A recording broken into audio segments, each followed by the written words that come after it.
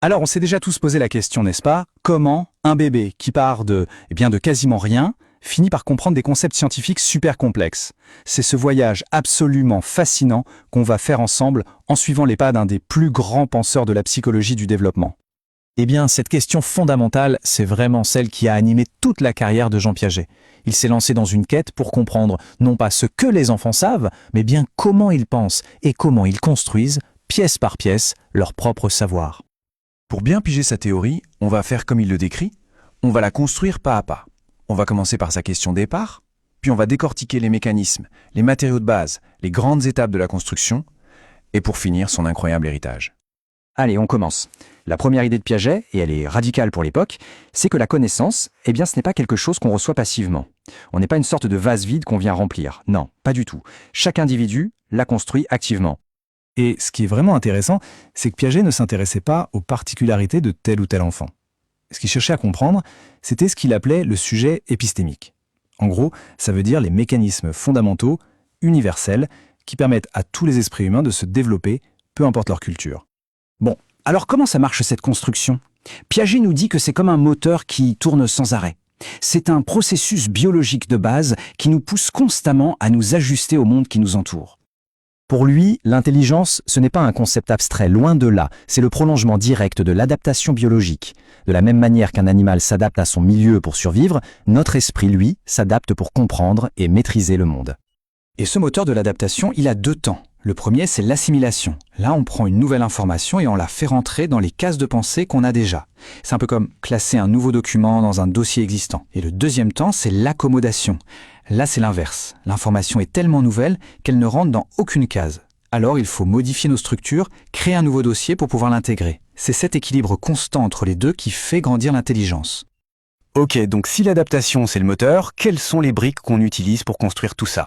Eh bien Piaget les appelle les schèmes. Un schème, à la base de tout, c'est une action organisée. Pour un nouveau-né, le schème de succion par exemple, c'est une structure d'action qu'il a dès le départ. Mais cette brique de base va devenir de plus en plus sophistiquée. Tout part de schèmes réflexes, comme attraper un objet. Puis, l'enfant apprend à les coordonner pour créer des actions plus complexes, comme tirer une couverture pour amener un jouet à soi. Et enfin, et c'est là que ça devient génial, ces actions physiques deviennent mentales, intériorisées. Elles se transforment en opérations logiques. Le schème passe du corps à l'esprit, de l'action pure à la pensée abstraite. On en arrive maintenant à la partie la plus connue de sa théorie. Piaget a remarqué que cette construction de l'esprit, elle ne se fait pas n'importe comment. Non, elle suit un plan, une séquence de 4 grands stades que tout le monde traverse et dans le même ordre. Voici donc la feuille de route du développement de la pensée. De la naissance jusqu'à l'adolescence, l'esprit va se réorganiser plusieurs fois pour acquérir des outils de plus en plus puissants. Allez, on plonge dans le premier stade, le sensorimoteur. À cette étape, l'intelligence est entièrement pratique. Elle est totalement liée aux sensations et à l'action. Le bébé, il apprend en touchant, en goûtant, en manipulant. Il n'y a pas encore de pensée, au sens où on l'entend. Pour lui, l'action est la pensée. Le monde n'existe que dans sa perception directe. L'immense découverte de cette période, c'est la permanence de l'objet, le fait de comprendre qu'un jouet existe toujours, même quand on le cache sous une couverture. C'est une étape énorme. On passe au deuxième stade, et là, une véritable révolution se produit. C'est l'explosion de la pensée symbolique. Avec le langage et le jeu, l'enfant peut maintenant se représenter des choses qui ne sont pas là devant lui. La pensée se détache de l'action. Par contre, cette pensée est encore très intuitive, elle n'est pas encore logique. C'est le fameux exemple des verres d'eau. L'enfant pense qu'un verre haut et fin contient plus d'eau qu'un verre large et bas, même si on vient de transvaser l'eau juste devant lui. Sa perception l'emporte sur la logique.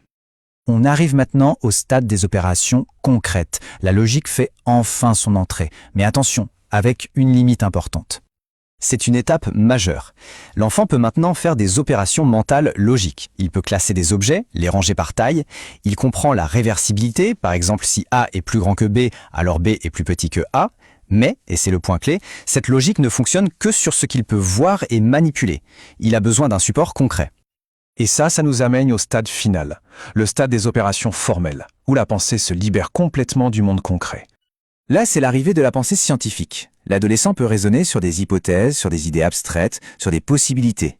La logique peut s'appliquer à des symboles comme en maths ou en philosophie. La pensée peut enfin explorer des mondes qui n'existent pas. Alors, au final, quel est l'héritage de Piaget? Eh bien, c'est une vision complètement nouvelle de ce que sont l'apprentissage et l'intelligence. Le point crucial à retenir, c'est ça. Apprendre, ce n'est pas absorber passivement de l'info comme une éponge. C'est un processus actif de construction. En fait, chaque individu est comme un scientifique qui explore le monde, formule des théories, les teste et bâtit comme ça sa propre structure de connaissances. Mais cette théorie nous laisse avec une question assez vertigineuse. Si chaque esprit construit sa propre intelligence, sa propre vision du monde, alors comment fait-on pour se comprendre, pour partager des connaissances et pour s'accorder sur ce qui est vrai? C'est une question immense, et c'est peut-être là que commence le prochain chapitre de l'exploration de l'esprit humain.